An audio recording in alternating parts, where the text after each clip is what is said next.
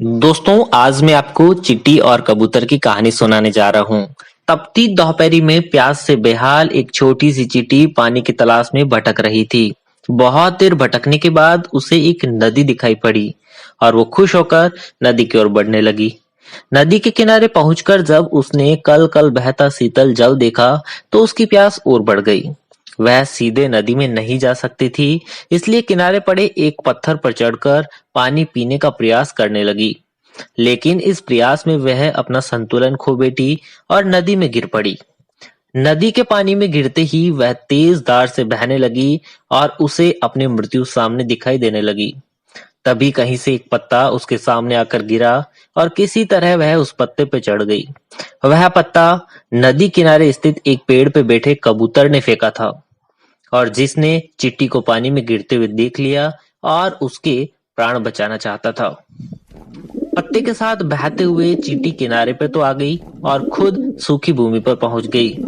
कबूतर के निस्वार्थ भाव से की गई सहायता के कारण चींटी की जान बच पाई थी। वह मन ही मन उसका धन्यवाद करने लगी।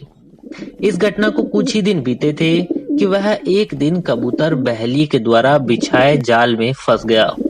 उसने वहां से निकलने के लिए बहुत पंख फड़फड़ाए, बहुत जोर लगाया, लेकिन जाल से निकलने में सफल नहीं हो सका। बहेलिये ने जाल उठाया और अपने घर की ओर जाने लगा।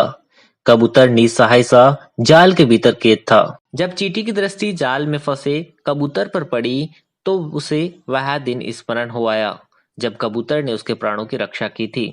चींटी तुरंत बहेलिये के पास पहुंची और उसके पैर पर जोर जोर से काटने लगी। बहेलिया दर्द से छटपटाने लगा। जाल पर से उसकी पकड़ ढीली पड़ गई और जाल जमीन पर जा गिरा।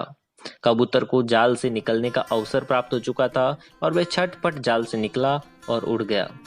इस तरह चींटी ने कबूतर के द्वारा किए गए उपकार का फल चुकाया। मोरल ऑफ द स्टोरी, कर भला हो भला, दूसरों पर किया गया उपकार कभी व्यर्थ नहीं जाता और उसका प्रतिफल कभी न कभी अवश्य प्राप्त होता है। इसलिए सदा निस्वार्थ भाव से दूसरों की सहायता करना चाहिए।